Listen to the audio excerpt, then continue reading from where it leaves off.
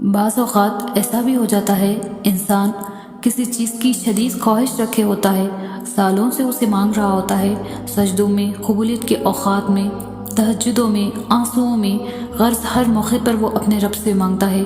شاید وہ رب سے جڑتا ہی اسی خواہش کی تکمیل کی خاطر، مگر پھر ایسا ہوتا ہے اللہ اس کی آنکھوں کے سامنے اس کی خواہش کو کسی اور کے حق میں پورا کر دیتے ہیں۔ تب یہ انسان ٹوٹ کر گرتا ہے اس رب کے آگے، کرچی کرچی وجود لیے شکوے کرتا ہے رب سے کہ کیوں کیا تو نے میرے ساتھ ایسا۔ ناراض ہوتا ہے اپنے خالق سے کہ میں نے تو اتنا مانگا تھا تجھ سے، تو نے کسی اور کو دے دیا۔ مگر پھر کہیں سے اندر سے، بہت اندر سے ایک سسکتی روح سے آواز آتی ہے، جس کے پیچھے تو بھاگ رہا تھا وہ تو تھا ہی سیراب۔ کیا تو اتنا خود کرسا کہ اپنے پیدا کرنے والے کے پاس صرف اسے خواہش کی تکمیل کی تمنا لیے جاتا تھا؟ تیرے سجدے جس کے لیے ہونے چاہیے تھے اس میں بھی اپنے خواہش کی بت بنائے پوچھ رہا تھا۔ پھر ایسا ہی تو ہونا تھا۔ مگر اچھا ہوا تجھے سمجھ آئی کہ حقیقت کیا ہے، کس سے جڑنا ہے، کس کی خواہش رکھنی ہے، سجدے کس کے لیے خالص کرنے ہیں، آنسو کس کے لیے بہانے ہیں۔ اگر وہ رب تیری اس خواہش کو پورا کر دیتا تو جو سجدوں میں تڑپ کر مانگتا تھا نا، وہ سجدے بھی چھوٹ جاتے، تو اللہ کو بھول جاتا۔ تیرا رب ایسا نہیں چاہتا تھا کہ تو اسے بھولے، اس لیے اس نے تیرا دل توڑا تاکہ تو مزید اس رب سے جڑ جائے اور وہ اس دل کو اپنی محبت کی طرف سے بھر دے۔ ہاں، بعض اوقات ایسا بھی ہوتا ہے کچھ خواہشات کا پورا نہ ہونا ہی ہمارے حق میں بہتر ہوتا ہے۔ وقتی طور پر دل کا ٹوٹنا ہی تو اس رب سے جوڑتا ہے۔ تم جب تک خود کو ٹھیک نہیں کرو گے نا، تم تب تک ٹھیک نہیں ہوگے۔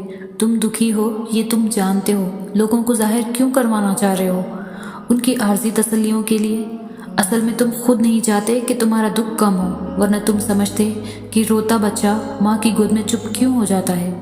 تم انہی گزرتے لمحوں کو پھر سے جینے کی تمنا رکھتے ہو نا، کہ اس میں سبق تلاش کرتے ہو، اور تمہیں پتہ ہے کہ تمہارے دل میں نا جینے کی خواہش کیوں آتی ہے، کیونکہ تم خود کو تلاش ہی نہیں کرتے ہو۔ تم اپنی خوشی کو کسی دوسرے شخص میں چھپا دیتے ہو۔ تم جس کو سکون کہتے ہو وہ اصل میں سکون نہیں ہے۔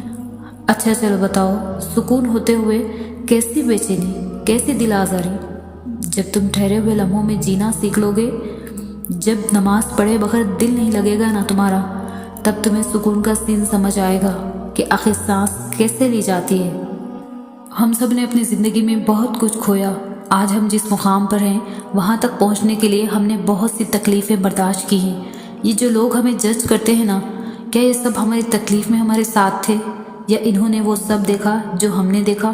نہیں، زندگی کی ہر لڑائی انسان کو خود اکیلی لڑنی پڑتی ہے۔ ہمارے اندر جو بے شمار جنگیں چل رہی ہوتی ہیں ان کا سامنا ہم اکیلے ہی کرتے ہیں۔ کوئی دوسرا شخص ہمیں سہارا نہیں دیتا، ہمیں خود ہی گر کر خود ہی سنبھلنا پڑتا ہے۔ آج جو ہم یہاں پر ہیں یہ تو کوئی نہیں جانتا کہ ہم کس دور سے گزر کر آئے ہیں سوائے اللہ کے، اسی لیے کسی کو کوئی حق نہیں کہ وہ آپ کو جج کرے۔ کیوں گھبراتے ہو تنہائی سے؟ کیوں تنگ ہوتے ہیں لوگوں کی باتوں سے؟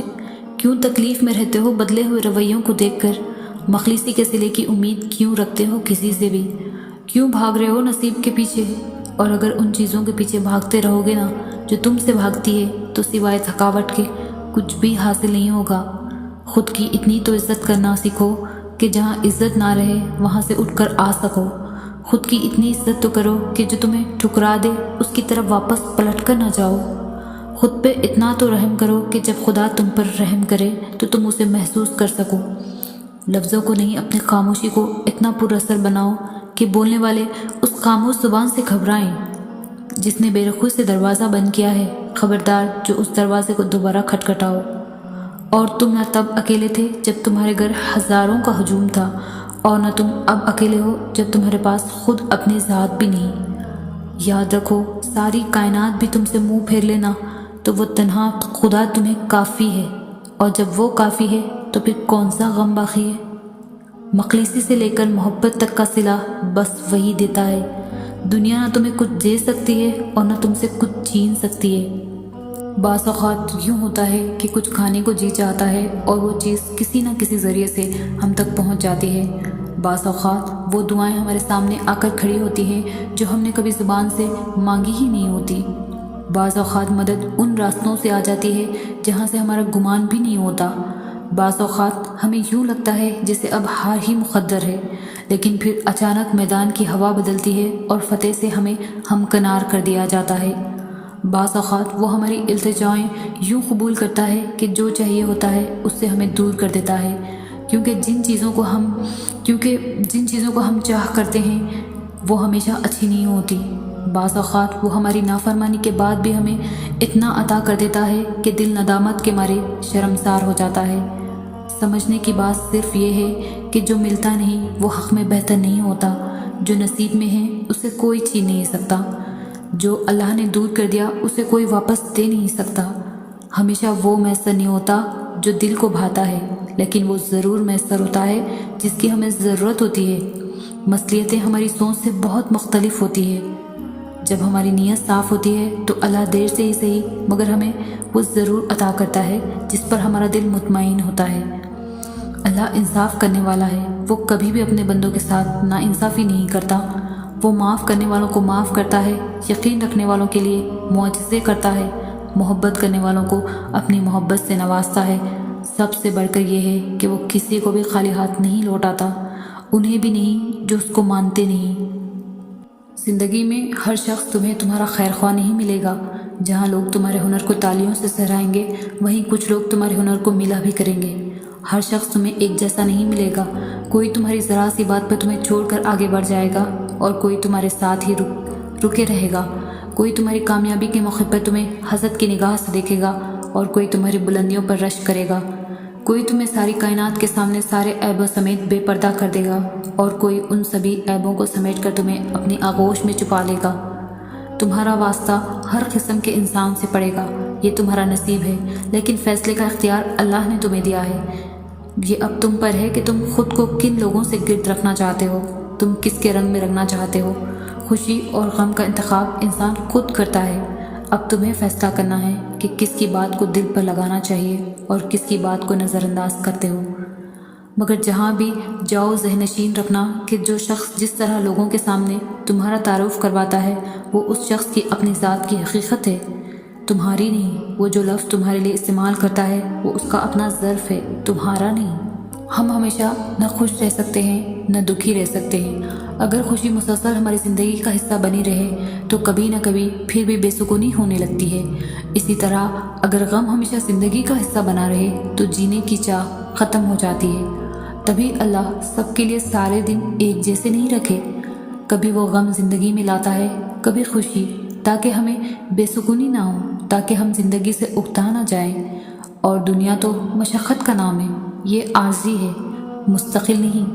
یہاں بس ہمیں اپنے حصے کا وقت کاٹنے آئے ہیں اور کچھ باتیں سیکھنے آئے ہیں، اللہ کی پہچان کرنے آئے ہیں۔ اس نے انسان کو مضبوط تو بہت بنایا ہے، لیکن یہ جو سینے میں دل رکھا ہے نا، سارا معاملہ اس پر ڈال دیا کہ چاہو تو یہ پتھر سے بھی سخت اور نہ چاہو تو شیشے سے بھی زیادہ نازک۔ یہ چاہے تو لمبا سفر لمحوں میں طے کر لے، یا نہ چاہے تو ایک قدم میں یہ تھکا دے۔ لیکن جانتے ہو تھکاوٹ ہمیشہ دو طرح کی ہوتی ہے، ایک وہ تھکاوٹ جب نیند کی ضرورت ہوتی ہے اور دوسری وہ تھکاوٹ جب سکون کی ضرورت ہوتی ہے۔ نیند کی تھکاوٹ تو سو لینے کے بعد دور ہو جاتی ہے، لیکن سکون کی تھکاوٹ ختم ہوتے ہوتے صدیاں گزر جاتی ہے، اور یہ تھکاوٹ بس تب دور ہوتی ہے جب انسان اللہ کی طرف واپس پلٹتا ہے، جب اللہ کے فیصلوں پر خوش ہونا سیکھ جاتا ہے، جب اللہ سے محبت کرنا سیکھ جاتا ہے، جب اللہ کو ڈھونڈ لیتا ہے۔ ورنہ کتنا بھی سو لو، کتنا بھی آرام کر لو، کتنا کچھ کیوں نہ ہو آپ کے پاس، لیکن اگر اللہ نہیں تو کسی کا ہونے کا سکون نہیں دے گا۔ تھکاوٹیں تو بس اللہ ہی دور کر سکتا ہے۔ جب کبھی ہمت ہارنے لگو تو بس دل کو اتنا سمجھا لینا کہ جو ہو رہا ہے اس میں اللہ کی رضا ہے، اور جو ہوگا اس میں بھی اللہ کی رضا ہوگی۔ پتہ ہے ہم بے سکون تب ہوتے ہیں جب ہم اللہ پر اس طرح سے یقین نہیں کرتے جیسے رکھنا چاہیے، پھر ہمارا دل بے چین رہتا ہے اور ہر چیز بے معنی اور اداس سی لگتی ہے۔ اسی لیے ایک لمبی سانس لو اور گزرا ہوا اچھا وقت یاد کرو، اور اگر یاد کرنے کو گزرا ہوا اچھا وقت بھی نہیں مل رہا تو آنکھیں بند کر کے ایک دفعہ ان تمام مراحل پر نظر ڈالو جن پر اللہ نے تمہیں تمہارے کہنے سے پہلے ہی سنبھال لیا تھا۔ اس کی نعمتیں یاد کرو، اس کی حکمتیں یاد کرو، اس کی طاقتیں یاد کرو، رات کا دن میں اور دن کا رات میں بدلنا یاد کرو، اور آخر کار میں اس کا وعدہ یاد کرو کہ ہر مشکل کے بعد آسانی ہے، ہر اندھیری رات کے بعد چمکتا ہوا سویرا ہے، اور اسے اپنے قریب محسوس کرو۔ بھول جاؤ کہ کوئی شرک کا فاصلہ بھی ہے، بس بے ساختہ ہونٹوں پر اس کا نام طاری کر لو، پھر دیکھنا یہ شرک کا فاصلہ بھی ختم ہو جائے گا، اور وہ کیسے سکون بن کر تم میں سما جائے گا۔